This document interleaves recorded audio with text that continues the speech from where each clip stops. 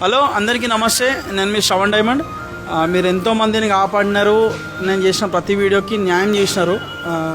So అన్న వాళ్ళందరూ ఈరోజు నా కేఫ్కి వచ్చిర్రు. జస్ట్ ఇప్పుడే కేఫ్కి వచ్చి ఏమన్నారంటే, బ్రదర్ ఇంటర్ ఫస్ట్ ఇయర్ చదువుతున్న కుమార్ అనే వ్యక్తి, ఇక్కడ ఫోటో చూడొచ్చు మీరు. పాపం వాళ్ళు చాలా పూర్ ఫ్యామిలీ, వాళ్ళ డాడీ చిన్న చిన్న వర్క్స్ చేసుకుంటాడు. ఈ పిల్లోడు inter first year, just 16 years అబ్బాయి. ఏమైందన్న?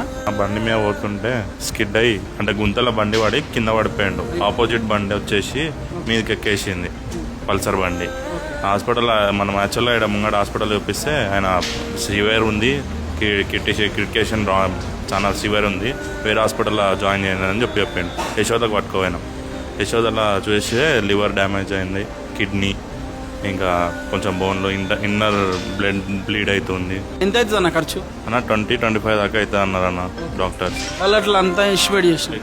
గైస్ విన్నారు కదా, 25 లక్షల దాకా ఖర్చు అవుతుందంట. బ్లడ్ కూడా కావాలి.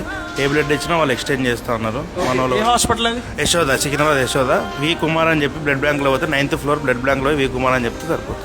ఓకే గైస్, చూసినారు కదా, ఎవరైనా మానవత దృక్పథం ఎవరికైనా ఉంటే వెళ్ళి కూడా బ్లడ్ ఇవ్వచ్చు. మీరు మీ వంతు సాయం చేయొచ్చు.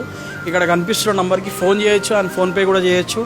ఎంతో కొంత మీరు వేసినారంటే ఆ పిల్లోడు బతుకుతాడు. చిన్న పిల్లోడు 16 ఇయర్స్ అంటే ఎంత ఉంటాడు?